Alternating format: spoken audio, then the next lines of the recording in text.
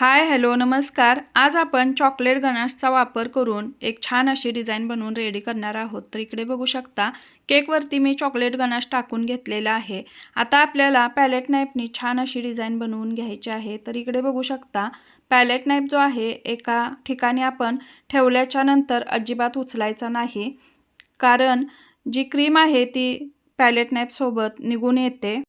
केकवरती palette knife जेव्हा आपण ठेवतो त्यावेळी फक्त आपल्याला हलक्या हाताने फिरवायचं आहे। तर इकडे बघू शकता किती छान अशी डिझाइन इथे बनवून रेडी झालेली आहे। याच्यावरती मी थोडेसे मोदक नोझलने अशा पद्धतीचे फ्लावर्स काढून घेतलेले आहेत। थोडीशी याच्यावरती डेकोरेशनसाठी चेरीज ठेवलेली आहे। शुगर बॉल्स जे असतात गोल्डन कलरचे ते सुद्धा मी याच्यावरती टाकून घेतलेले आहे आणि परफेक्ट असा बेकरी स्टाईल आपला केक जो आहे तो चॉकलेट गनाशचा इथे बनवून रेडी झालेला आहे।